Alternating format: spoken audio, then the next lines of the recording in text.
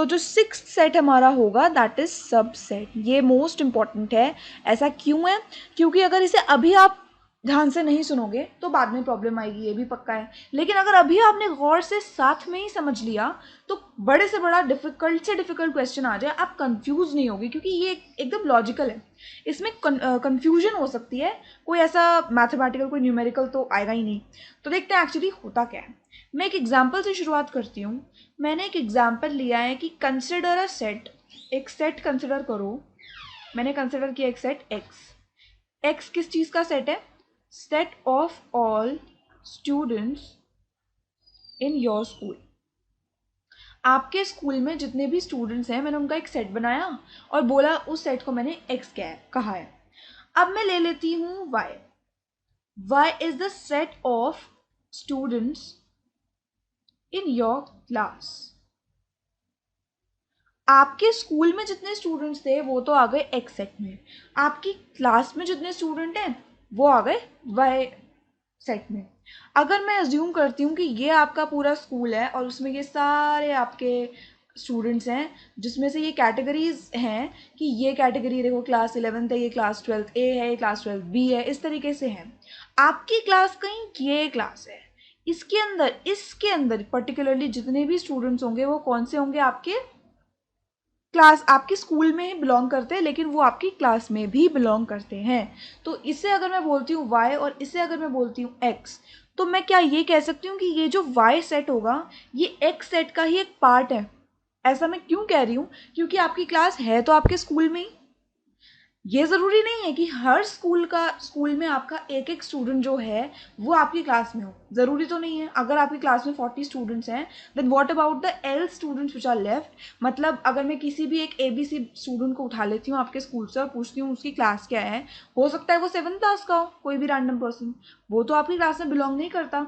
अगर वो आपकी क्लास में बिलोंग ही नहीं करता लेकिन स्कूल में बिलोंग करता है तो हो सकता है वो इन स्टूडेंट्स में से कोई एक स्टूडेंट हो, लेकिन आपकी क्लास का स्टूडेंट इस सेट में है। दैट मीन्स क्या मैं ये कह सकती हूँ कि वाई एक्स का एक पार्ट है। एक और एग्जाम्पल लेते हैं। सपोज मैं एक एग्जाम्पल लेती हूँ, एक सेट ए मैंने लिया, set of all subjects of class 12th। Class 12th में जितने भी सब्जेक्ट्स हैं मैंने वो ले लिया। अब आप 11th क्लास में हो, मैं 11th क्लास ले लेती हूँ, ठीक है। Set of all subjects of class 11th। Class 11th में जितने भी सब्जेक्ट्स हैं उसका मैंने एक सेट बना लिया।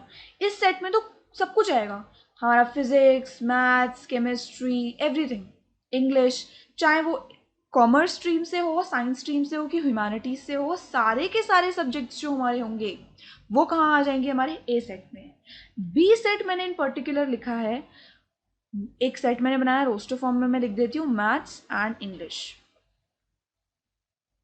ये दो सब्जेक्ट्स हैं, उसका मैंने एक सेट बना दिया, सेट बी। तो ये सेट क्या इस सेट को बिलोंग नहीं करेगा? इस सेट में तो और कई 10-20 आएंगे सब्जेक्ट, बहुत सारे, Sanskrit, Hindi, accountancy, economics, everything इस सेट में आएंगे। क्या वो इस सेट में आएंगे? अब इसमें तो हिंदी भी आएगा, लेकिन इस सेट में तो मुझे सिर्फ दो ही लैंग्वेजेस दिख रहे हैं, मतलब दो ही सब्जेक्ट्स दिख रहे हैं, that is English and maths. Hindi तो है ही नहीं। दैट मीन्स ये सेट ए को बिलोंग तो जरूर से जरूर करेगा, बट ए का हर एलिमेंट जरूरी नहीं है कि बी में हो। तो ये चीज आपको समझ में आ रही है? मैंने एक सेट यहाँ वाई और बी इस तरीके से लिखे हैं कि वो अपने किसी सेट के पार्ट हैं। मतलब एक सब्जेक्ट्स का अगर सेट है तो वो उसके क्या है? पार्ट है। ए सेट का ये पार्ट हो गया, एक सेट का ये पार्ट हो गया। इसी को, एक सेट का सेट होने को ही हम बोलते हैं सबसेट। अगर मैं डेफिनेशन से आपको समझाऊं, वैसे आपको एग्जांपल से क्लियर हो ही गया होगा। डेफिनेशन इसकी होगी A is a subset of B if A. A मैंने क्या लिखा है? एक small letter. Small letter represents element, बताया था आपको। जो स्मॉल लेटर्स होते हैं वो एलिमेंट रिप्रेजेंट करते हैं और जो कैपिटल लेटर होते हैं वो सेट को रिप्रेजेंट करते हैं। तो A is a subset of B if small a is an element of A, which implies that A is also an element of B। पहले तो आगे बढ़ने से पहले यहाँ एक वर्ड आ रहा है जो बहुत ही कॉमनली यूज्ड वर्ड है, जो हम यूज ही करते रहते हैं, इम्प्लाइज दैट। इसका मतलब क्या है? इम्प्लाइज दैट का अगर मैं मतलब बोलूँ तो होता है मतलब, इसका मतलब होता है मतलब क्या कि इस स्टेटमेंट में A is a subset of B if A is an element of A, अगर ऐसा है तो इसका मतलब ये है कि ये स्टेटमेंट ट्रू होगी। A is also an element of B, मतलब इसका ये मतलब है, ये जो स्टेटमेंट है ये बताती है कि ये होगा, या अगर मैं और हिंदी में बोलूँ तो ये स्टेटमेंट का तात्पर्य ये है कि ये स्टेटमेंट हमारी ट्रू होगी। इसका मतलब क्या है कि A is a subset of B if A is an element of A। ये जो स्टेटमेंट है अगर ये ट्रू है तो इसका मतलब ये स्टेटमेंट भी ट्रू होगी। इम्प्लाइज दैट का मतलब ये होता है। इम्प्लाइज दैट का जो सिंबल होता है वो होता है ये, इससे हम बोलते हैं इम्प्लाइज दैट। अगर ये स्टेटमेंट अगर आपको कोई मिलती है, ये सिंबल कहीं मिलता है, तो इसका मतलब यहाँ पर जो भी स्टेटमेंट लिखी होगी अगर वो है तो उसका मतलब ये है कि यहाँ पर जो स्टेटमेंट लिखी होगी वो बात होगी। ठीक है, अभी जैसे इसी के एग्जाम्पल से हम इम्प्लाइज दैट भी समझ जाएंगे और डेफिनेशन भी समझ जाएंगे। यहाँ मैंने बोला है ए is a subset of B, A B का सबसेट है। ऐसा कब होगा? जब ए एलिमेंट हो ए का और ए एलिमेंट हो बी का। मतलब देखने की बात ये है, जैसे ए का मैंने एक सेट लिया है जिसमें बहुत सारे एलिमेंट्स हैं और ए भी उसमें कोई एलिमेंट है। ठीक है, यही लिखा है ए is an element of A, right. A B का सबसेट भी, ये भी मैं कह रही हूँ कि एक बी का सबसेट है, यानी कि ये अगर मेरा कोई बी हो गया तो ए यहाँ कहीं पे होगा और इसमें जो भी एलिमेंट्स होंगे वो बी में भी होंगे, लेकिन ज़रूरी नहीं है कि बी के सारे एलिमेंट्स ए में हों। ये आप समझ पा रहे हो? इस ड्राइंग से ही कुछ आपको क्लियर हो पा रहा है कि बी का एक पार्ट है ए। ठीक है, तो A is a subset of B and a is an element of A. A B का सबसेट तब होगा जब ए का एलिमेंट हो और बी का भी एलिमेंट हो। A is also an element of B. यहां से आपको क्या क्लियर हो पा रहा है? ए बी का सबसेट होगा जब ए का एलिमेंट है, ये इंप्लाई करता है, ये बताता है कि ए बी का भी एलिमेंट होगा। ये सॉरी यहाँ पे ए आएगा, ए का एलिमेंट है और ए बी का भी एलिमेंट है। अगर वो दोनों का ही एलिमेंट है इसका मतलब, और ए सारे एलिमेंट्स को रिप्रेजेंट कर रहा है, यहाँ पे जितने भी एलिमेंट्स आएंगे उन सबको रिप्रेजेंट कर रहा है, तो इसका मतलब क्या हो गया कि ए हमारा बी का क्या हो गया? सबसेट हो गया। सबसेट का जो हमारा सिंबल होता है वो होता है ये, इस तरीके के कुछ सी से हम उसको रिप्रेजेंट करते हैं। यानी मैं अगर बोल रही हूँ ए is a subset of B तो मैं बोलूँगी A is a subset of B. अभी भी आपको समझ में नहीं आया होगा तो मैं आपको एक अच्छा सा एग्जाम्पल देती हूँ। सपोज मैं एक एग्जाम्पल लेती हूँ, एक बी मैंने लिया है, इसी डेफिनेशन के हिसाब से चलते हैं। बी मैंने लिया है और मैंने लिया है 1 2 3 4 5 6, ये क्या होगा? बी है। अब मैंने लिया है एक ए जो मैं कह रही हूँ 2 3 4 है। डेफिनेशन के हिसाब से मैं ये चीज तभी बोल सकती हूँ कि ए is a subset of B. ये सिर्फ तब पॉसिबल है if A is an element of A. A कुछ भी हो सकता है, सपोज मैंने 2 ले लिया, ठीक है, 2 ले लिया, 2 is an element of A, ये यही साइन होता है ना, 2 belongs to A. Implies that, ये इम्प्लाई करता है, यही इम्प्लाइज दैट का साइन था। Implies that A is also an element of B, यानी 2 अगर ए का एलिमेंट है तो इससे ये बात श्योर होनी चाहिए कि 2 हमारा बी का भी एलिमेंट हो। क्या ये चीज है? बिल्कुल 2 यहाँ पे है। अब ए जो होता है ना हमारा, A represents all the elements of A, तो हमने 2 का देख लिया, अब 3 का भी देखते हैं। 3 ए का एलिमेंट है, हमें दिख रहा है, विच इम्प्लाइज दैट अगर 3 ए का अगर एलिमेंट है, ए सेट का 3 एक एलिमेंट है तो 3 हमें दिख रहा है बी का भी एलिमेंट है। 4 देख लो, 4 is an element of A which implies that 4 is also an element of B. अगर ये कैटेगरी फुल है, ये तीनों एलिमेंट्स इस कंडीशन को सेटिस्फाई कर रहे हैं, तो हम बहुत आराम से बोल सकते हैं कि ए बी का सबसेट है। यही जो ड्राइंग मैंने बनाई थी, जिसे कुछ देर बाद हम एक नाम भी दे देंगे, बट फिलहाल ऐसे ही समझते हैं। ये हमारा एक बी है, इसमें सारे एलिमेंट्स हैं इसके 1 2 3 4 5 6, ये बी के सारे एलिमेंट्स हैं। अगर यहाँ पे मैं ये कंसिडर कर लूँ सिर्फ एक पार्ट, तो क्या मैं इसे ए नहीं बोल सकती? तो मुझे साफ साफ दिख रहा है कि ए जो है वो हमारा बी का क्या है? एक पार्ट है, लेकिन इसमें ये चीज़ बर्दाश्त नहीं होगी कि अगर मैं लिख दूँ ये मेरा बी है जिसमें मेरा आ रहा है 1 2 3 4, एक बी से सेट कोई बाहर है, मतलब ये जो एलिमेंट है ये बी में नहीं आता, और मैं बोलूँ कि ये मैंने एक ड्राइंग बना दी और ये लो ए, ये मेरा तो फिर बी में लाई करना चाहिए, ए तो ए बी का सबसेट होना चाहिए, लेकिन ऐसा नहीं है। क्यों? क्योंकि हमें एक एलिमेंट दिख रहा है, हमें यहाँ साफ साफ क्या चीज़ दिख पा रही है। मैं यहाँ पे लिख सकती हूँ कि 6 इज एन एलिमेंट ऑफ ए, लिख सकती हूँ, ये मेरा ए है और मेरे को दिख रहा है कि 6 जो है वो ए में लाई कर रहा है, तो 6 is an element of A, but 6 is not the element of B. तो हमारी डेफिनेशन में जो हमने लिखा था वो तो सेटिस्फाई हो ही नहीं रहा। A is an element of A, ये इम्प्लाई कर ही नहीं रहा है कि ए is also an element of B. अगर ये चीज़ सेटिस्फाई नहीं हो रही है तो मैं बिल्कुल यही बोलूँगी कि ए is not the subset of B, क्योंकि ये बाहर जा रहा है, राइट। यहाँ पे अगर मैं यहाँ एक और एलिमेंट लगा दूँ 7, तो 7 बी में नहीं है, एक एक एलिमेंट बी में होना चाहिए। 7 is an element of A but 7 is not the element of B, which implies that A is not the subset of B. अभी भी समझ में नहीं आया? और एक एग्जांपल दे देते हैं। मैंने एक सेट लिया है सी, जिससे मैं बोल रही हूँ वो है 1 7 19 एंड 20, ये मेरा एक सेट हो गया। अब मैं बोल रही हूँ बी है 1,7 और ए है 19,20 और डी है 7,19,6। ये मैंने 3 सेट्स ले लिए। अब आप मुझे बताओ कि ये भी एक सेट है, ये भी सेट है, ये भी सेट है, ये भी सेट है, क्या इनमें से कोई सेट किसी का सबसेट है? सबसेट से ही आपको नाम से पता चल रहा होगा, सबसेट मतलब सेट का भी एक set, set of a set, ऐसा कह सकते हैं, set of a set. Subset is the set of a set. उस तरीके से अगर मैं यहाँ देखूँ तो क्या मुझे कोई सेट किसी का सबसेट नजर आ रहा है? मैं तो कहूँगी बिल्कुल नजर आ रहा है। देखो यहाँ पे जो भी एलिमेंट्स बी में है वो 7 सी में भी है। मुझे सी का एक पार्ट नजर आ रहा है, क्या मैं कह सकती हूँ ये पूरा सी था, उसका एक पार्ट बी है, बिल्कुल है। तो यानी कि मैं कह सकती हूँ कि B is a subset of C. ऐसा मैं क्यों कह सकती हूँ?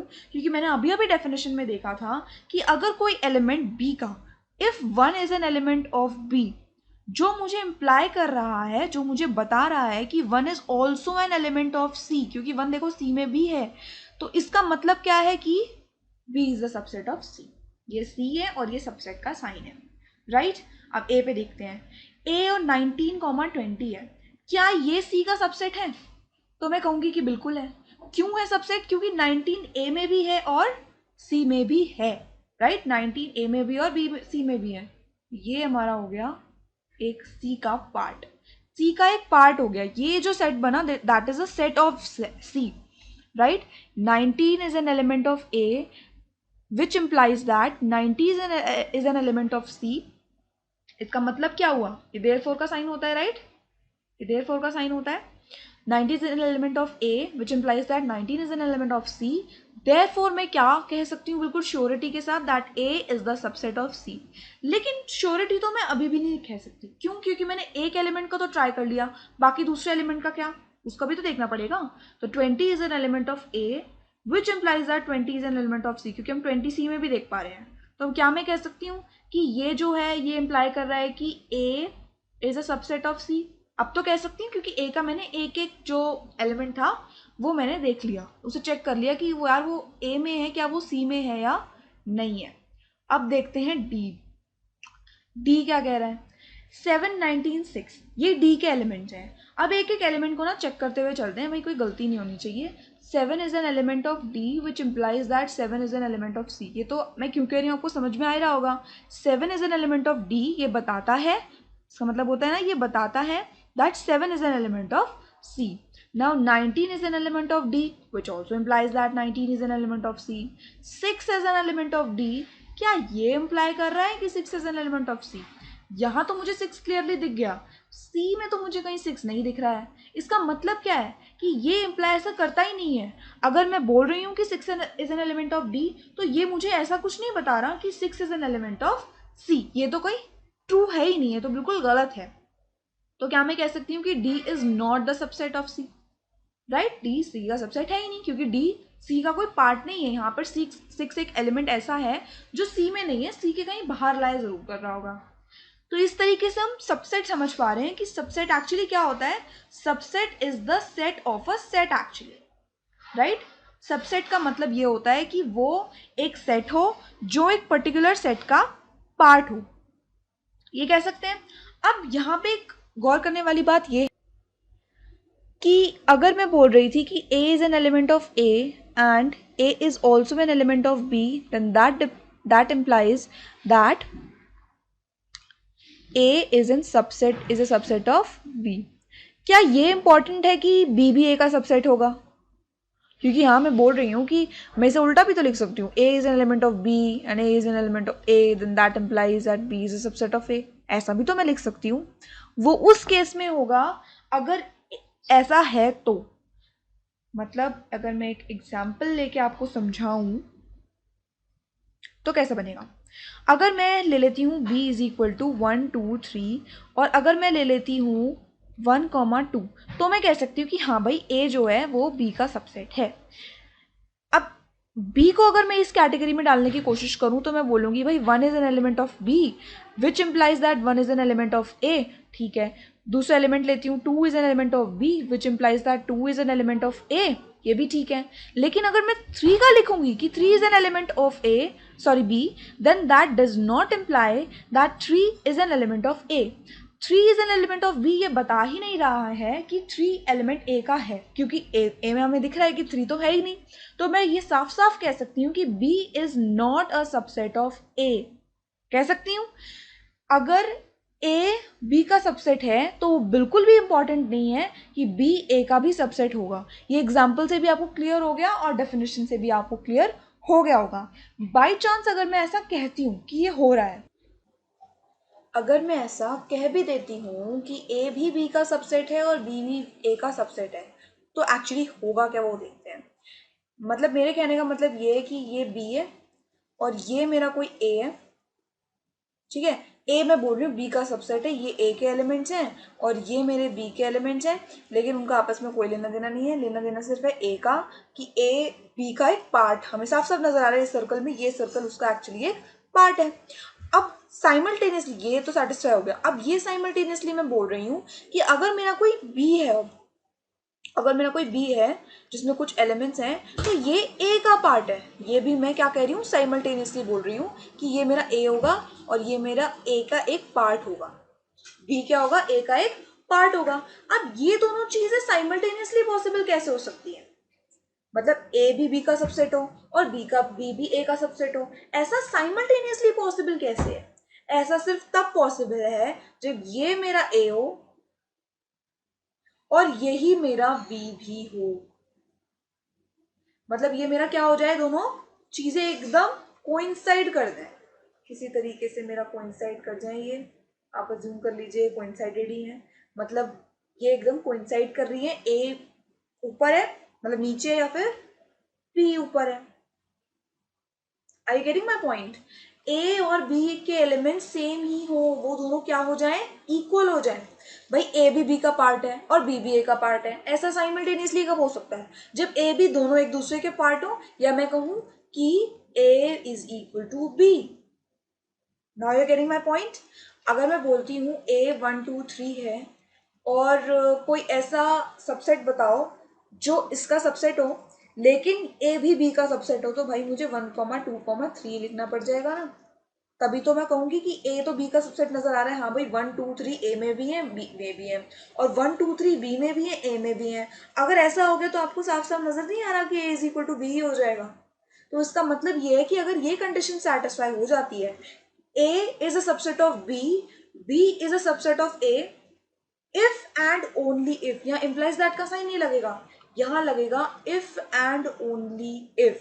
अब ये एक नया सिंबल आया तो इसको भी समझाते हैं.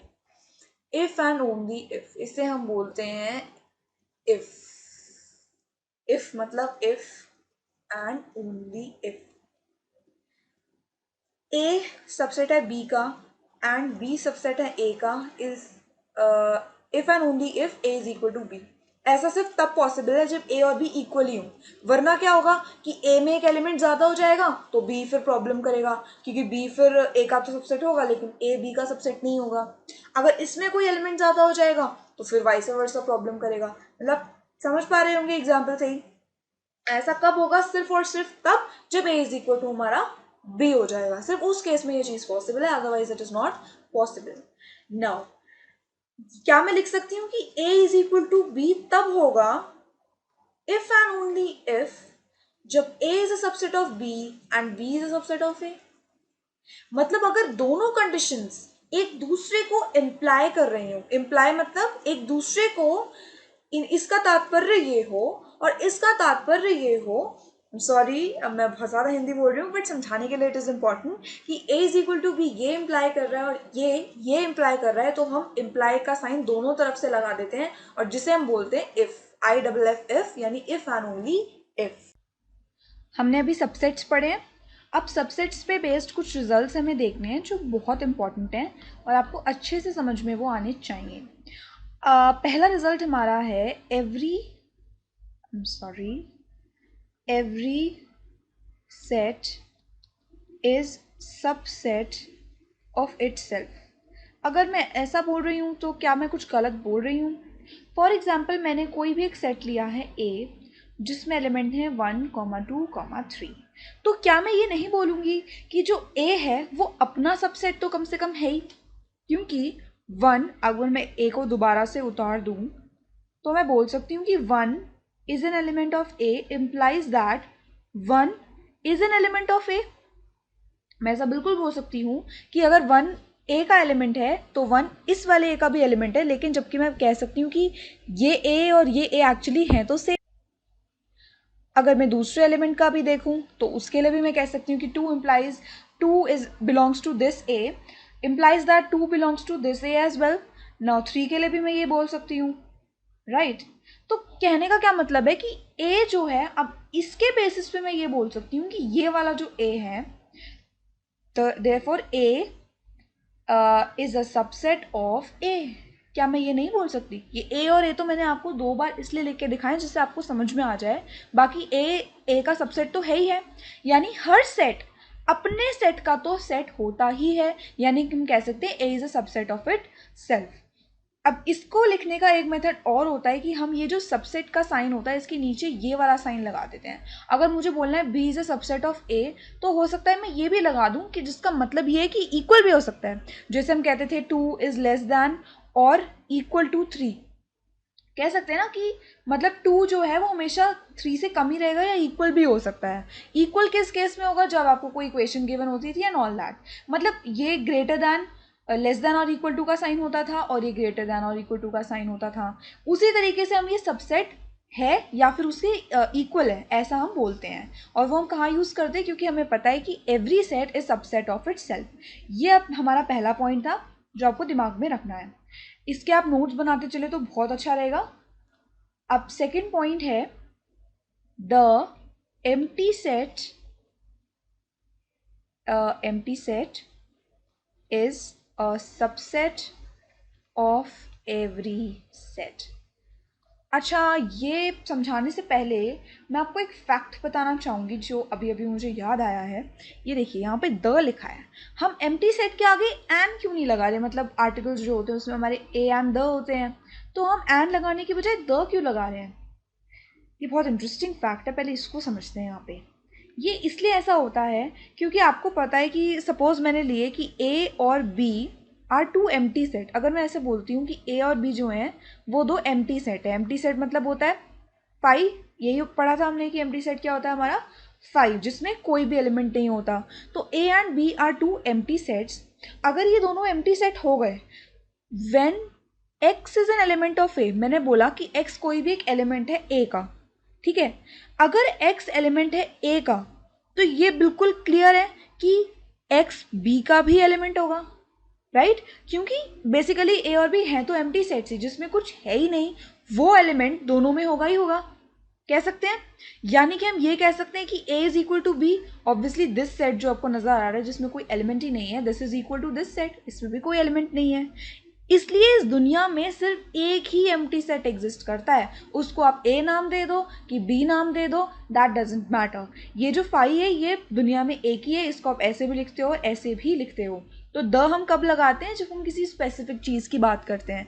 एंड तो वेरी कर सकता है but the wood not very. तो ये एक ऐसे ही इंटरेस्टिंग फैक्ट था जो मैंने आपको बताया कि एम्प्टी सेट के पीछे हम हमेशा जब भी बोलते हैं तो द क्यों बोलते हैं और कुछ भी ए या एंड क्यों नहीं बोलते हैं. ओके, अब अपनी डेफिनेशन पे आ जाते हैं. The empty set is a subset of every set. Empty set जो होता है वो हर सेट का सबसेट होता ही होता है. मैं ऐसा क्यों बोल रही हूँ? क्योंकि एक तो ये रूल है. पहला, ए जो है इसमें अगर मैंने कोई भी एलिमेंट्स ले लिए तो फाइव का मतलब क्या है? कुछ भी नहीं. ये एक ऐसा सेट है जिसमें कुछ भी नहीं है. तो कहीं कोने में मैं अज्यूम कर सकती हूँ ना कि यहाँ पे एक ऐसा सेट है जिसमें कुछ भी नहीं है.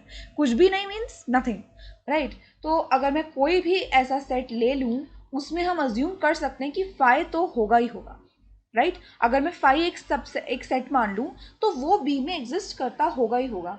इसे मैं प्रूफ भी कर सकती हूँ. कैसे कर सकती हूँ? क्योंकि हमने पढ़ा था कि ए is a subset of B. ऐसा कब होता है? फिलहाल मुझे प्रूफ करना है. To prove that five is a subset of A. ये ले लेते हैं, हम ए ले लेते हैं और प्रूफ करते हैं कि जो फाइव है वो ए में आएगा कि नहीं आएगा. So let's check. अब इसे हम कैसे लिख सकते हैं? फाइव में कोई भी मैंने एक एक्स एलिमेंट अज्यूम कर लिया कि एक्स फाइव में बिलोंग करता है. तो x is an element of five and यही जो x है ये x क्या है? फाइव में क्या आता है मुझे बताइए आप. ये फाइव है बेसिकली. फाइव में क्या आता है? नथिंग. तो अगर मैं इसे नथिंग बोलूँ x को तो nothing belongs to five, that is for sure. ये जो नथिंग है ये तो a में भी बिलोंग करेगा. यहाँ पर कोई भी जो वॉइड्स होंगे इसको हम वॉइड सेट भी बोलते थे, इसको हम एम्प्टी सेट भी कहते थे, इसको हम नल सेट भी कहते थे, इसे हम वॉइड सेट भी कहते थे. वॉइड सेट, वॉइड का मतलब भी क्या होता है? एकदम एम्प्टी स्पेस जहाँ कुछ भी नहीं है. सो एक्स को अगर मैं नथिंग मान रही हूँ तो वो तो ए में भी बिलोंग करेगा. अगर वो दोनों में बिलोंग कर रहा है तो दैट मीन्स क्या हो गया कि five is a subset of A. तो ये बेसिकली एक प्रूविंग थी कि फाइव हर एक सेट, कोई भी दुनिया में आप सेट ले लो, मैं ये कह सकती हूँ कि उसका एक सबसेट एम्प्टी सेट तो होगा ही होगा. ये एकदम मोस्ट इंपॉर्टेंट बात है. जब भी हमें किसी भी सेट के सबसेट्स लिखने को आते हैं तो दो सेट्स हमारे मस्ट हो गए. कौन कौन से? एक तो एम्प्टी सेट.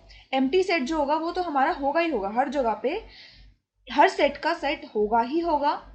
और एक वो खुद. इस सेट के अगर मैं सबसेट्स उतारूं तो मैं कैसे उतारूंगी? चलो पहले यही देखते हैं. इस सेट के अगर मैं सबसेट्स उतारूं तो मैं क्या क्या लिख सकती हूँ? इसमें मैं लिख सकती हूँ, सबसे पहला आएगा मेरा वन. एक एलिमेंट है. ये एक एलिमेंट का भी तो एक सिंगलटन सेट होता है ना. तो ये सेट क्या इसमें बिलोंग कर रहा है? क्या ये सेट इसमें है? बिल्कुल है, क्योंकि इसका हर एक एलिमेंट, इसके हर एक एलिमेंट इसके इसमें है, सेट ए में है. क्या मैं बोल सकती हूँ कि ये एक सेट जिसमें टू है एक एलिमेंट, वो इसको बिलोंग करेगा? बिल्कुल करेगा, क्योंकि टू इसके हर एक एलिमेंट्स इसमें है. थ्री भी होगा, राइट? अगर मैं बोलूँ वन कॉमा टू तो वो भी होगा. क्यों? क्योंकि वन भी इसमें है और टू भी इसमें है. तो मैं कह सकती हूँ ये जो सेट है वो इसका क्या है? एक पार्ट है. अगर मैं बोलूँ टू कॉमा थ्री तो वो भी इसमें बिलोंग करेगा. अगर मैं बोलूँ वन कॉमा थ्री तो वो भी इसमें बिलोंग करेगा. आप इसे ऑर्डर चेंज नहीं कर सकते. लाइक थ्री कॉमा वन आप नहीं बोलोगे अब अलग से, क्योंकि अब ऑर्डर से कोई फ़र्क नहीं पड़ता. इसको आप थ्री कॉमा वन बोलो कि वन कॉमा थ्री बोलो, that is the same thing. Now one comma three भी हो गया. अब कौन से सबसेट्स बच गए जो इसमें आएंगे? बताइए. अभी अभी मैंने बताया था ना कि every set is subset of it self. तो यहाँ पे one comma two comma three भी तो आएगा, क्योंकि वन टू थ्री इस सेट में बिलोंग करते हैं और वो इसमें भी तो कर रहे हैं. चाहे तो ये इक्वली सेट हो गए बट एटलीस्ट इसका सबसेट तो है ही. तभी तो हम ये वाला साइन लगा देते हैं. ए इज अ सबसेट ऑफ ए. और एक सबसेट इसका अभी बाकी है, और वो कौन सा होगा? yes, it's phi, because the empty set is a subset of itself, sorry, of every set. क्यों? क्योंकि phi में जो भी एलिमेंट्स हैं that is nothing, वो डेफिनेटली ए को बिलोंग करेंगे ही करेंगे. तो अगर मुझसे बोला जाएगा कि ए के सारे सबसेट्स की एक लिस्ट बनाओ तो उसमें phi और ये खुद ए सेट, ये दोनों होना मोस्ट इम्पॉर्टेंट है और मस्ट है. हर सेट में ये तो दोनों आएंगे ही आएंगे, कुछ आए कि नहीं है. अब थर्ड रिजल्ट देखते हैं. थर्ड रिजल्ट क्या कहता है? थर्ड रिजल्ट हमारा कहता है कि number of subsets of a set with n elements कितने होते हैं. इसको मैं और थोड़ा अच्छे से प्यार से लिख दूं तो मैं दोबारा लिख देती हूँ। थर्ड रिजल्ट है हमारा number of subsets of a set with n element. अगर कोई एक सेट है जिसमें n एलिमेंट्स हैं तो फिर उसमें सबसेट्स अगर मैं पूछूंगी तो वो कितने होंगे, 2 to the power n। ये एक फॉर्मूला है, आपको याद करना पड़ेगा बिकॉज इसकी प्रूविंग होगी भी तो परम्यूटेशन से होगी और वो आपके कोर्स में नहीं है। So number of subsets of a set with n elements is equal to 2 to the power n, right. इसका एक एग्जाम्पल ले लेते हैं। सपोज मैंने एक एग्जाम्पल लिया, एक सेट B है जिसमें एलिमेंट्स हैं हमारे 17, 20, 30 एंड 50। ये 4 एलिमेंट्स हैं मेरे। तो इसमें n कितने हैं, एन भी कितना हो गया, 4 हो गया। अब मुझसे पूछ रहे हैं कि इसके नंबर ऑफ सबसेट्स कितने होंगे, तो मैं क्या बोलूंगी, number of subsets would be 2 to the power 4 यानी कि 16। अभी अभी हमने एक सेट के सारे सबसेट्स लिस्ट किए थे, तो अभी ये फॉर्मूला प्रूव हो जाएगा कि हमने जो कहा है वो सही है कि नहीं है। अब बताइए ए में कितने एलिमेंट्स थे, एन ए कितना था, एन ए कितना था, 3 था, राइट। इसमें 3 एलिमेंट्स थे, तो नंबर ऑफ सबसेट्स अब फॉर्मूला के अकॉर्डिंग होने चाहिए हमारे 2 to the power 3 that is 8। तो अगर मैं काउंट करूं तो ये हो जाएगा 1 2 3 4 5 6 7 एंड 8, क्योंकि 5 भी इसका सबसेट तो था ही। तो इस तरीके से इस फॉर्मूला से हम बता सकते हैं कि एक सेट में जिसमें n एलिमेंट्स हैं उसमें कितने सबसेट्स हमारे बनेंगे। अब देखते हैं हमारा नेक्स्ट रूल। तो हमारा नेक्स्ट रूल क्या कहता है, हमारा नेक्स्ट रूल जो है वो ये कहता है कि if a is subset of b and a is not equal to b then a is called proper set and जो हमारा proper set of b and b is called the superset of a। अब इसका मतलब क्या है, अगर मैं बोल रही हूँ कि a जो है b का सबसेट है लेकिन a b के इक्वल नहीं है, मतलब अगर b कोई सेट है तो उसमें a जो है वो एक पार्ट ज़रूर होगा, ये जो b है उसका a पार्ट ज़रूर होगा लेकिन ये इक्वल नहीं होगा। मतलब a इक्वल टू b भी हम कर सकते थे, अगर मैं इसको ही पूरा a बोल देती तो मैं बोल सकती थी, लेकिन ये कंडीशन इस तरीके से कुछ हमारी दिखेगी। Then a is called the proper set of b and b is called the super set of a। इसका मतलब क्या है, अभी ऐसा भी हो सकता था जैसे हमने ऊपर वाले केसेस में देखा था कि हो सकता था कि a और b इक्वली हो जाते, है ना। जो हमने पहले अभी थोड़ी देर पहले सीखा था उसमें हमने देखा था कि हो सकता था कि a is equal to b, और वो कब होता था, इफ एंड ओनली इफ, ये भी देखा था हमने, if and only if a is the subset of b and b is the subset of a। सिर्फ उस केस में ही पॉसिबल था। अगर ऐसा कुछ केस नहीं है तो इसके अलावा जितने भी केसेस होंगे उसमें हम बोलेंगे कि a जो है वो b का प्रॉपर सेट है, b प्रॉपर सबसेट है, सॉरी प्रॉपर सबसेट है, यहाँ पे भी सब आएगा। तो ये प्रॉपर सबसेट है भाई, सबसेट का मतलब हमने बोला था कि भाई b का एक पार्ट होना चाहिए, ये अच्छे से उसका सिर्फ एक पार्ट है, वो उसकी इक्वल नहीं है, तो फिर हम उसको बोलते हैं प्रॉपर सबसेट। सिमिलरली जो b है वो एक सुपर सबसेट है, सुपर सेट है ऑफ a, सुपर सेट है ऑफ a, क्योंकि वो a जो है उसका सिर्फ एक हिस्सा है। देखो b जो है उसका a सिर्फ एक हिस्सा है, बाकी तो सारा खाली पड़ा है ना, तो a जो है वो छोटा है और b क्या है, बड़ा है। तो उस केस में हम a को क्या बोलते हैं, a को हम बोलते हैं प्रॉपर सबसेट। भाई सबसेट है तो सही मायने में है, इक्वल नहीं है। और जो b है उसको हम बोलते हैं एक सुपर सेट, क्योंकि वो a से बड़ा भी है, a को कंटेन भी कर रहा है।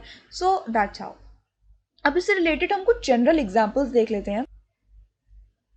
इन जनरल एग्जाम्पल से होगा क्या कि आपको बिल्कुल सब कुछ अच्छे से समझ में आ जाएगा, क्योंकि ये आप फेमिलियर एग्जाम्पल्स होंगे आपसे।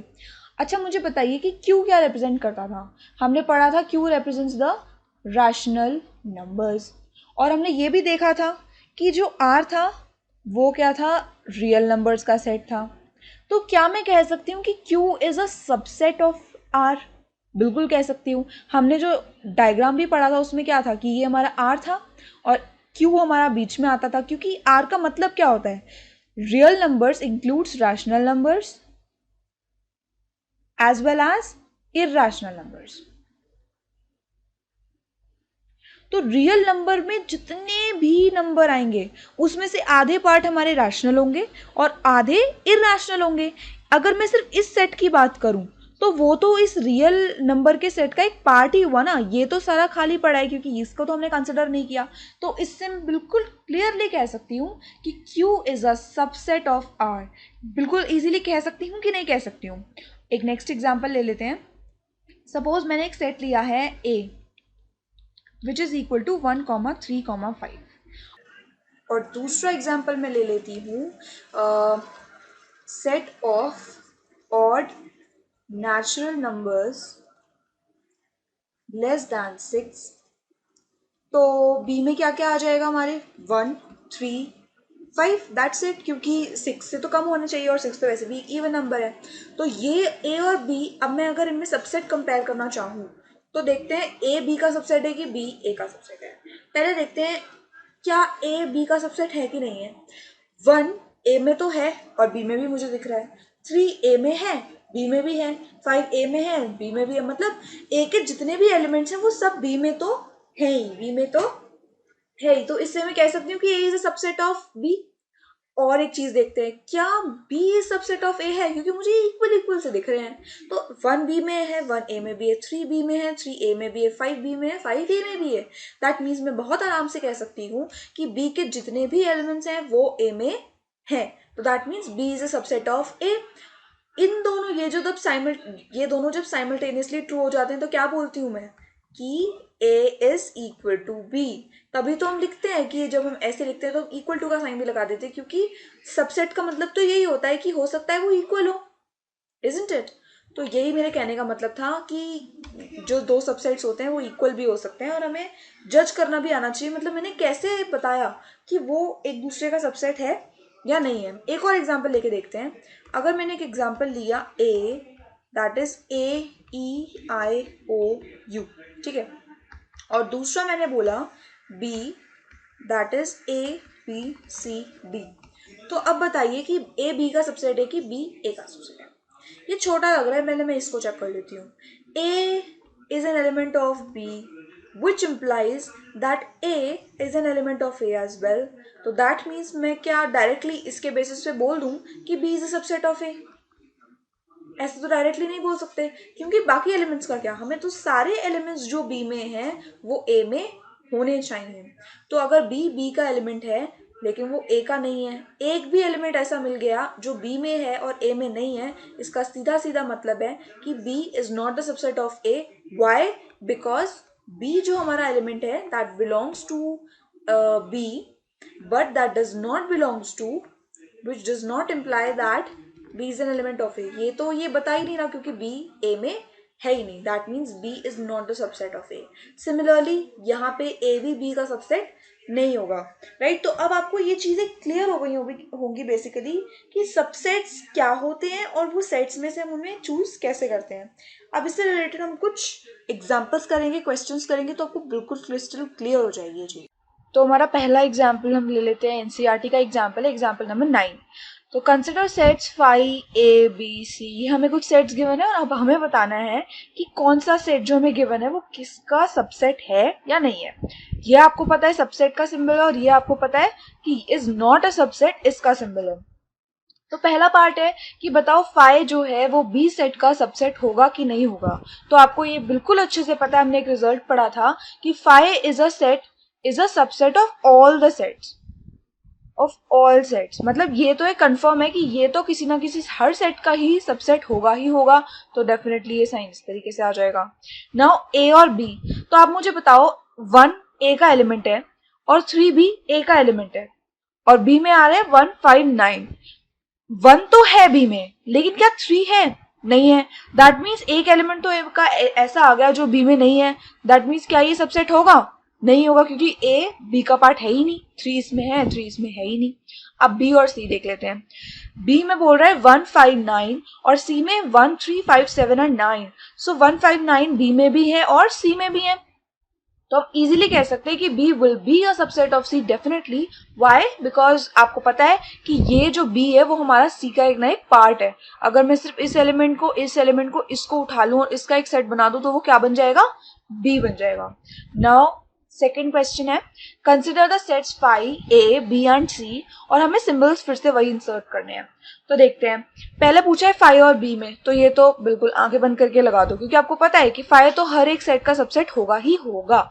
नाउ ए और बी, ए में आ रहा है 1 और 2, क्या बी में है? बिल्कुल भी नहीं है, यानी ये ए जो है बी का पार्ट ही नहीं है, तो that means is not a subset of B. Now A और सी देख लेते हैं, ए में है 1 एंड 2 एंड सी में है 1 2 4 एंड 6 एंड 8, तो दैट मीन्स 1 2 अगर ए में पढ़ रहे हैं तो सी में भी पढ़ रहे हैं। अगर मैं इसका एक सेट बना दूं तो वो हो जाएगा ए, दैट मीन्स डेफिनेटली जो हमारा ए है वो सी का क्या हो गया, एक पार्ट हो गया, यानी कि मैं कह सकती हूँ उसका एक सबसेट हो गया। ये कैसे प्रूव कर सकते हैं हम? 1 is an element of A which implies that 1 is an element of C as well. 2 is an element of A which implies that 2 is an element of C. इसे हम बोलते हैं 2 belongs to A and 2 belongs to C. Therefore, A is a subset of C. Simple, फिलहाल तो हमें सिर्फ symbol लगाने का भी बोला है।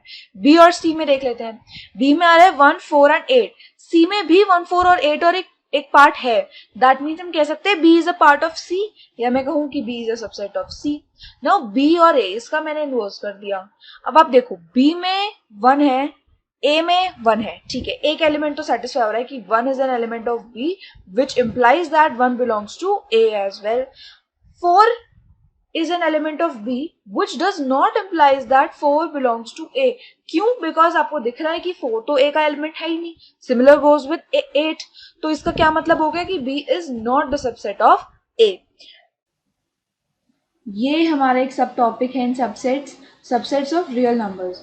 तो आपको ये फिगर तो याद आई गई होगी, हमने इससे काफ़ी सारे सिंबल्स पढ़े थे, बट तब हमने सेट बिल्डर फॉर्म वगैरह नहीं पढ़ा था, तो कुछ कुछ चीज़ें मैं एडिशनल बताऊंगी अभी आपको, और बताऊंगी रियल नंबर्स के सबसेट्स।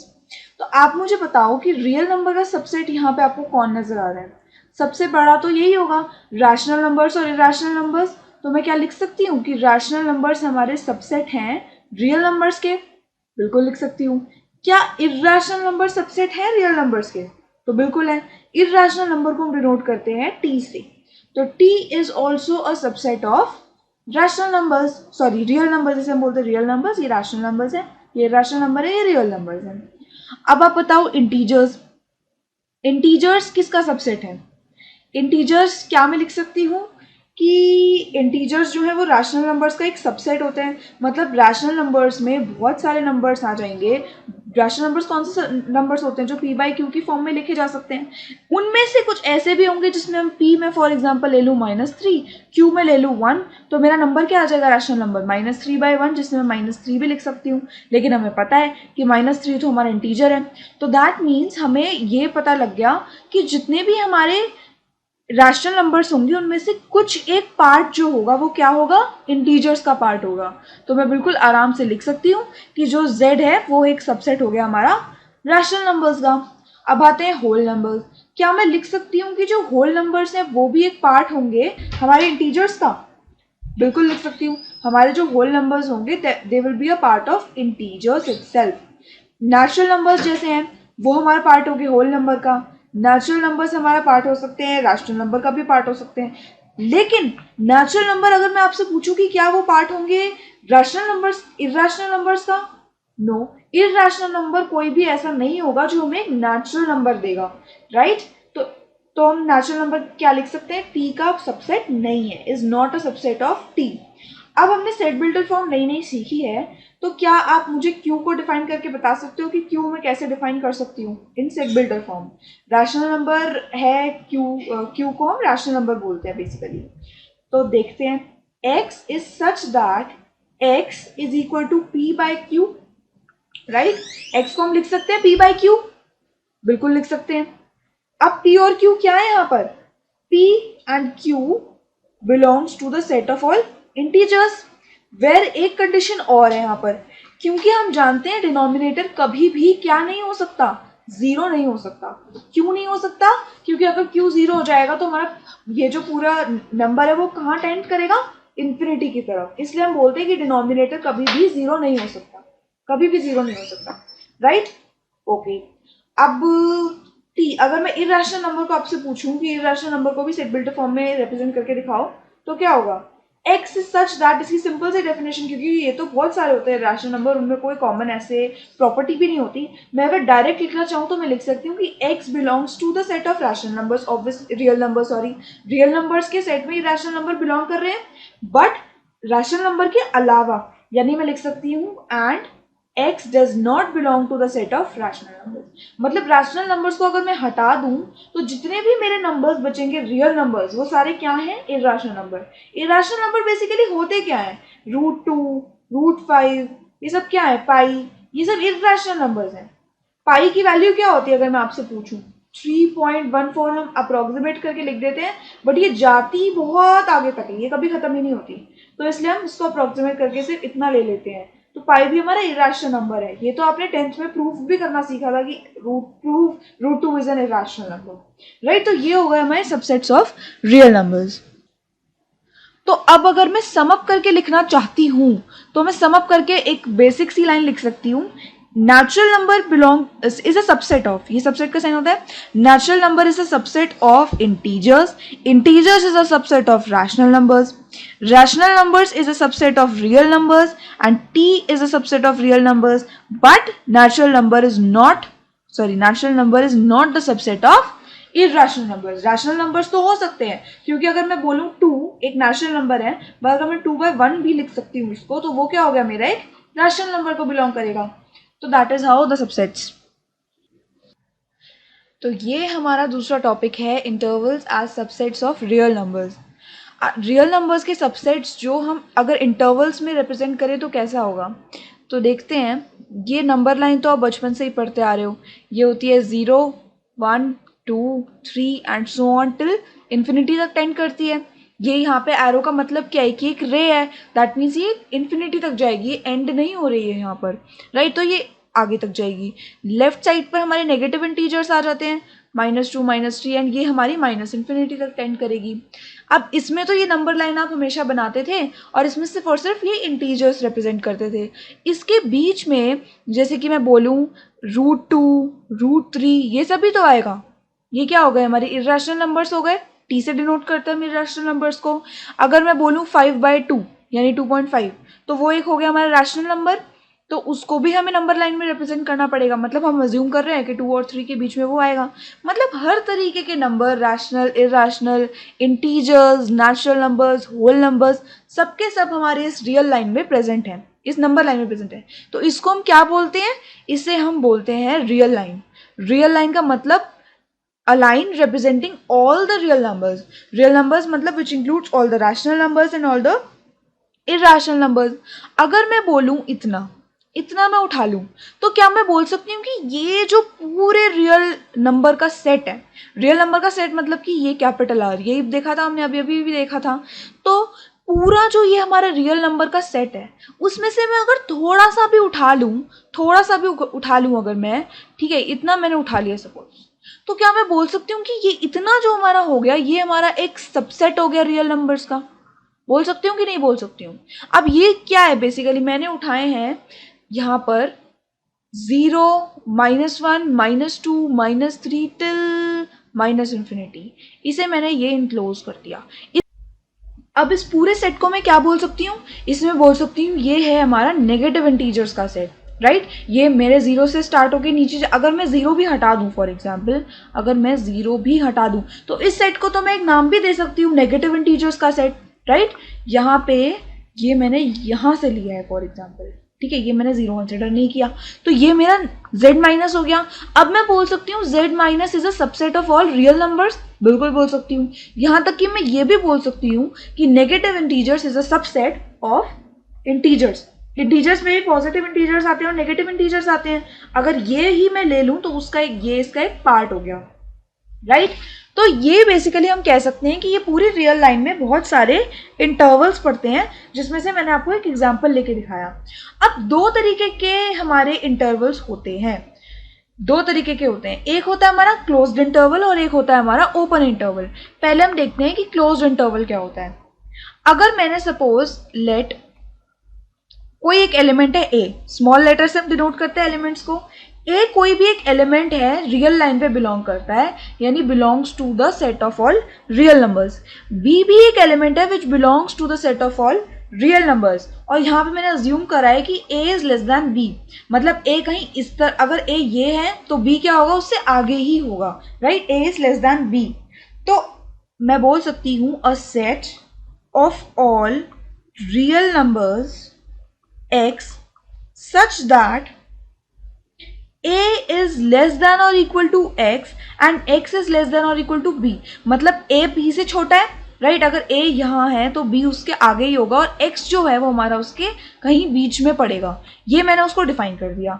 तो a is less than x and x is less than or equal to b is called a closed interval। उसको हम क्या बोलते हैं, क्लोज्ड इंटरवल। अब इस डेफिनेशन की मतलब क्या है, ये तो मैंने मैथमेटिकली इसको डिफाइन कर दिया कि ये होता क्या है। अब इसकी डेफिनेशन बेसिकली क्या है, अगर मैंने कोई रियल लाइन पे ए लिया है एक एलिमेंट और एक एलिमेंट मैंने बी लिया, ये मेरी रियल लाइन है, इसमें मैंने कहीं पे भी एक ए अज्यूम किया और कहीं पे भी एक बी अज्यूम किया है, ए बी से छोटा है, तो फिर क्या बोलेंगे, अ set of all real numbers x such that x is मतलब एक्स जो है ए से बड़ा भी हो सकता है और इक्वल भी हो सकता है, एक्स बी से छोटा भी हो सकता है, उसके इक्वल भी हो सकता है, उसको हम सिंपली क्या बोल देते हैं, क्लोज्ड इंटरवल। अब इसका मतलब क्या है, हम हमेशा से देखते आ रहे हैं कि जब भी इक्वल टू का साइन लग जाता था तो ये प्रोबेबिलिटी हो जाती थी कि अगर मैं ए ही ले लूं तो वो भी एक्स में डिटरमाइन कर सकती हूँ। इसे हम डिनोट करते हैं इससे, स्क्वायर ब्रैकेट से। किससे डिनोट करते हैं, स्क्वायर ब्रैकेट से। इसका मतलब क्या है कि x जो है वो a और b के बीच की कोई भी वैल्यू ले सकता है इंक्लूडिंग a एंड b। इस इंटरवल का मतलब ही क्या है कि ये कोई भी वैल्यू ले सकता है a और b के बीच में इंक्लूडिंग a और b।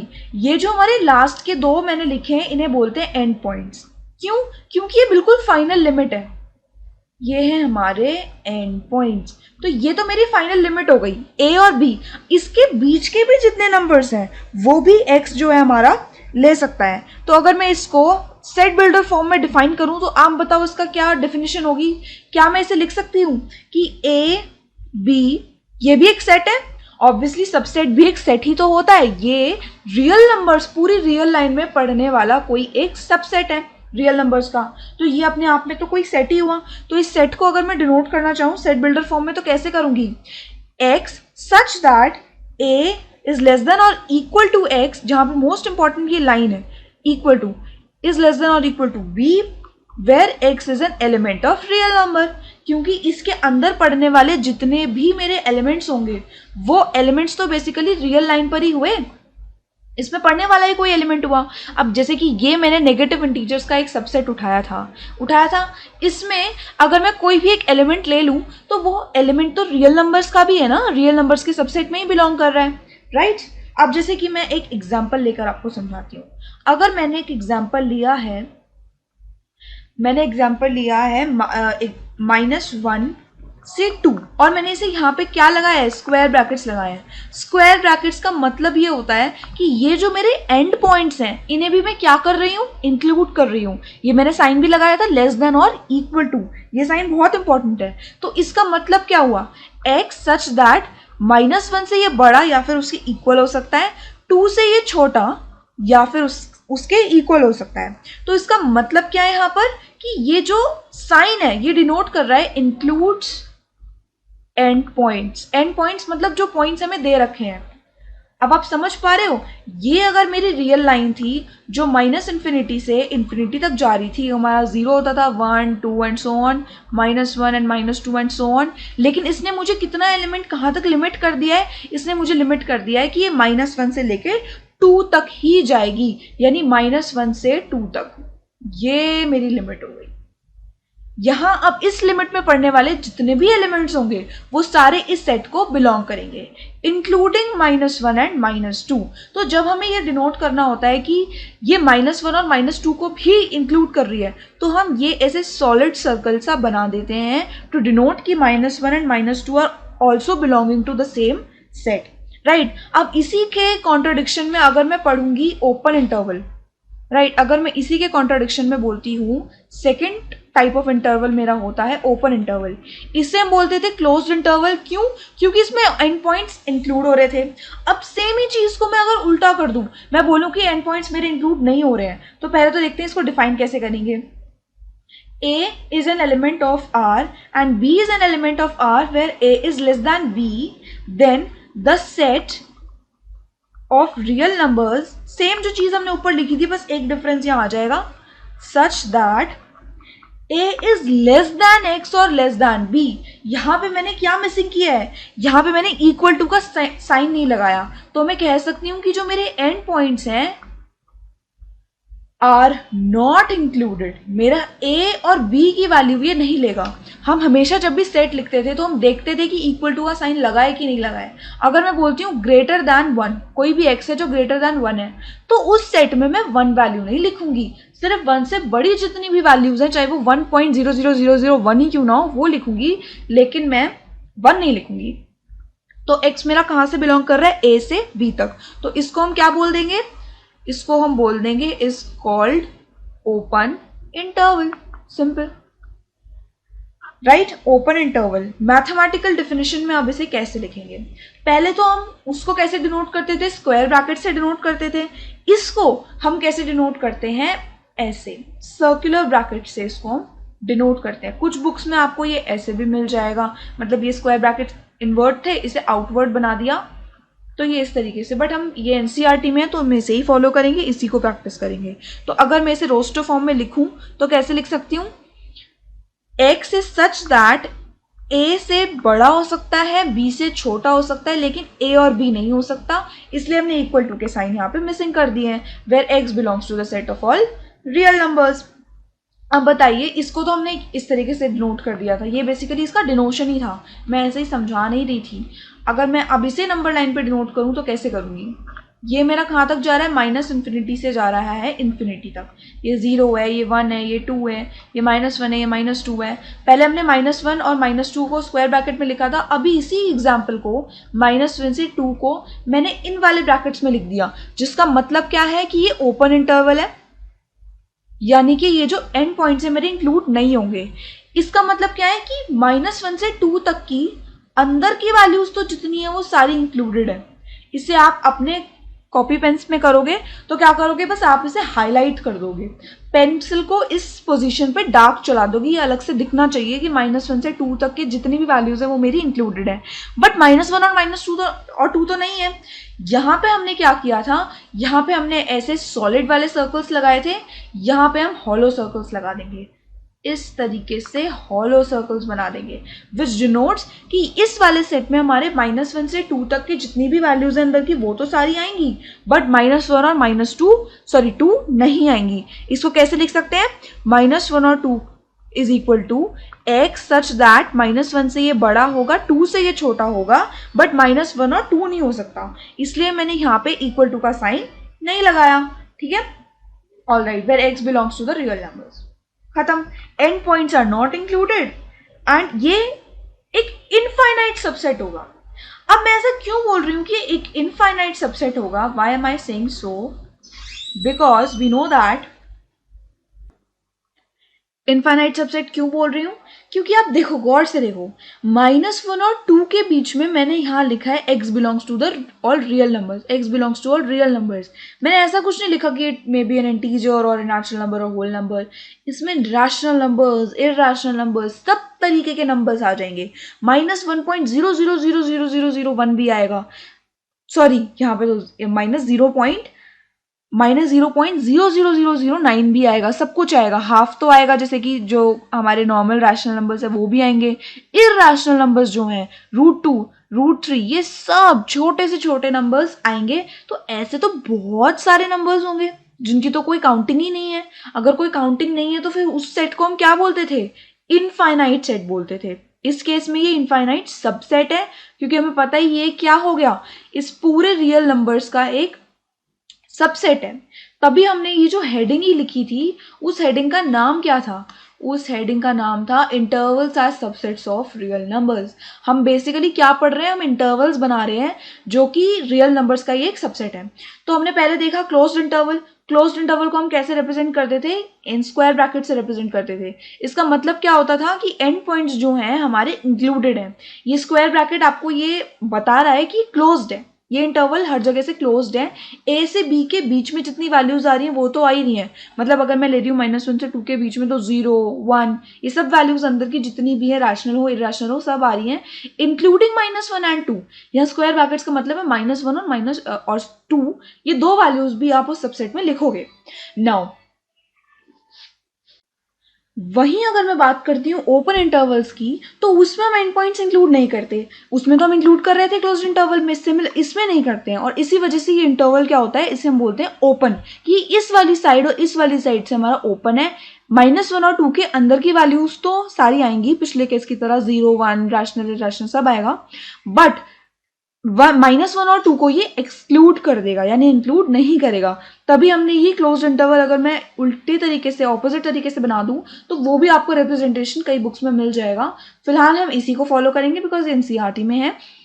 ये ऐसे आपको सर्कुलर ब्रैकेट्स क्या होंगे, बनाने पड़ेंगे। ये इनफाइनाइट सबसेट क्यों है, क्योंकि इसके अंदर इनफाइनाइट एलिमेंट्स आने वाले हैं जिसकी कोई भी काउंटिंग नहीं है। तो ये दो सेट हो गए। अब हमारा थर्ड सेट आएगा सेमी ओपन सेट, मतलब एक तो पूरा क्लोज, एक पूरा ओपन। अब हम देखेंगे सेमी ओपन और सेमी क्लोज्ड। थोड़ा सा क्लोज्ड है, थोड़ा सा ओपन है, राइट। तो आप अज्यूम भी कर पा रहे होंगे कि अभी किस तरीके का दिखेगा, तो मैं आपको दिखाई देती हूँ कैसे होगा। -∞ से इन्फिनिटी तक एक सेट जा रहा है, ठीक है। अब उसमें मैंने कोई एलिमेंट ले लिया, सपोज ए, और कोई एलिमेंट मैंने ले लिया बी। हम हमेशा देखते थे कि A should be less than B, A पहले आएगा बी बाद में आएगा। इसके ये ए था, ये बी था, इसके अंदर के मैंने सारे एलिमेंट्स ले लिए ए से बी तक, ये आप हाईलाइट करोगे अपने पेन से। इस तरीके से मैंने सारे एलिमेंट्स ले लिए। बट अब मैं बोलना चाह रही हूं, अगर मैं बोलती सिर्फ क्लोज्ड इंटरवल होता तो मैं बोलती ए बी, अगर मैं बोलती सिर्फ ओपन इंटरवल होता तो मैं बोलती ए बी। अब मैं बोल रही हूँ नहीं, ए को तो ये इंक्लूड नहीं करेगा लेकिन बी को इंक्लूड कर लेगा। मैं क्या बोल रही हूँ कि ए को ये इंक्लूड नहीं करेगा बट बी को इंक्लूड करेगा। तो बी पर तो मैं ये सॉलिड सर्कल बना दूंगी और ए पर ये ओपन सर्कल बना दूंगी। इसका मतलब ए इंक्लूडेड नहीं है लेकिन बी इंक्लूडेड है। वहीं अगर मैं ये दिखाना चाहती हूँ -∞ से इन्फिनिटी तक जाएगा ए एंड बी, अब मैं उल्टा बोल रही हूँ। अब मैं बोल रही हूँ कि भाई ये ए को इंक्लूड कर रहा है लेकिन बी को इंक्लूड नहीं कर रहा। सिंपल, अब तो आप बनाने लगे ही होंगे, इसको ओपन रख दो। तो ये मेरे दो एलिमेंट्स हो गए। अब 4 तरीके के टोटल मतलब हमारे इंटरवल्स हो सकते हैं, intervals of real numbers. A B पूरा क्लोज्ड, ए बी पूरा ओपन, एक तरफ से ओपन एक तरफ से क्लोज्ड, एक तरफ से क्लोज्ड एंड एक तरफ से ओपन। अगर मैं रियल नंबर के रिस्पेक्ट में इसकी बात करूं, रियल नंबर के रिस्पेक्ट में मैं कोई एग्जांपल लेती हूं, तो मैं रियल नंबर का सेट किस तरीके से लिखूंगी, ये -∞ से कहां तक बिलोंग कर रहा है, इन्फिनिटी तक। अब आप बताओ कि ये कौन से इंटरवल में लगाऊंगी। रियल नंबर मतलब -∞ से इन्फिनिटी तक जितने भी नंबर्स आने वाले हैं अंदर के तो इंक्लूड होंगे। क्या -∞ और इन्फिनिटी इंक्लूड होगा? तो नहीं होगा। आप हमेशा ही इस बात को गांठ बांध लो कि जब भी आपको किसी भी क्वेश्चन में कहीं -∞ इन्फिनिटी मिल जाए और आपको इंटरवल लगाना हो, आपको हमेशा ये ओपन इंटरवल ही लगाना है। क्यों लगाना है? क्योंकि हम इन्फिनिटी को कभी भी इंक्लूड नहीं करते, वो हमारा कोई एक एलिमेंट नहीं होता, क्योंकि infinity is basically which is non approachable, आप उसे अप्रोच कर ही नहीं सकते हो। तो ये हमेशा आपको याद रखना है कि जब भी इन्फिनिटी मतलब ओपन इंटरवल। अब मैं बोलती हूँ पॉजिटिव रियल नंबर्स, सिर्फ पॉजिटिव रियल नंबर्स में लेना चाहती हूँ। तो मैं ये नहीं बोलूंगी कि ये देखो जो हमारे रियल लाइन होती थी वो किस तरीके की होती थी, -∞ से इन्फिनिटी तक जाती थी, 0 होता था और यहाँ तक सारी पॉजिटिव नंबर्स होते थे, यहाँ पे सारे नेगेटिव नंबर्स होते थे।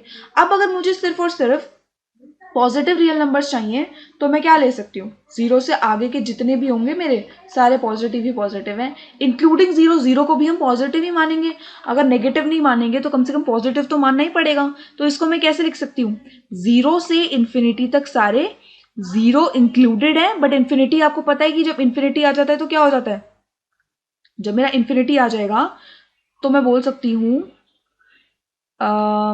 जब मेरा इन्फिनिटी आ जाएगा तो 0 तो पूरा आएगा, लेकिन इन्फिनिटी मेरा ओपन इंटरवल में आएगा। ये तो आप आंख बंद करके याद कर लो, अगर इन्फिनिटी है तो ओपन इंटरवल है। आर माइनस, अब आप बताओ क्या होगा? माइनस इन्फिनिटी से जीरो, सिंपल, नेगेटिव तरीके से जाएंगे। बट जीरो सिंस हम पॉजिटिव रियल नंबर में इंक्लूड कर चुके हैं तो नेगेटिव में इंक्लूड नहीं होगा, इसलिए हमें दोनों साइड ओपन इंटरवल लगाना पड़ा। इन्फिनिटी पे तो हम ओपन लगाते ही हैं, जीरो में इसलिए और लगाना पड़ा क्योंकि ये हमारा नॉन इंक्लूडेड है, जीरो नेगेटिव नहीं है, पॉजिटिव में ही हम उसे कंसिडर करते हैं। मैं 2 क्वेश्चन आपसे पूछूंगी इससे रिलेटेड, आप मुझे बताओगे। एक एग्जाम्पल मैं लेती हूँ, x is such that x belongs to real numbers and -5 से x जो है 7 तक बिलोंग कर रहे हैं। यहां मैंने इक्वालिटी का साइन लगाया, यहां पे नहीं लगाया, तो मैं इसे कैसे लिखूंगी? -5 से 7 के बीच की सारी values where 7 is included but -5 is not included. क्यों? क्योंकि यहां पे इक्वालिटी का साइन नहीं था। एक और जल्दी से बता दो, -3 से ये x अगर जा रहा है मेरा सपोज 5 तक, 5 is not included, -3 is included, simple. इधर से ये क्लोज हो जाएगा और इधर से ये ओपन, खत्म। अब आप बताओ कि इसमें कितने मेरे अगर मैं एक नई चीज डिफाइन करती हूं, लेंथ ऑफ एनी इंटरवल, इसकी लेंथ कितनी होगी? तो लेंथ ऑफ एनी इंटरवल होती है, ये चीज आप याद कर लो, जो फाइनल आपको गिवन है और जो इनिशियल आपको गिवन था। नो मैटर व्हाट कि बी मेरा इंक्लूड था कि नहीं था, बट आपको एंड पॉइंट्स जो है, इसे हम हमेशा से क्या बोलते थे? इन्हें हम बोलते थे एंड पॉइंट्स, एक और बी को, जो हमें गिवन होता था इंटरवल के लास्ट और फर्स्ट टर्म, चाहे वो ओपन में हो, दोनों तरफ से ओपन में हो या क्लोज में हो, इसे हम एंड पॉइंट बोलते थे। अगर मैं उन दोनों को माइनस कर दूं, सिंस मुझे पता है कि ए इज लेस देन बी, तो मैं बी माइनस ए करूंगी obviously. It is called the length of the interval. That's it for the day. Last 2 sets हम नेक्स्ट वीडियो में करेंगे। So thank you and will meet you in the next video.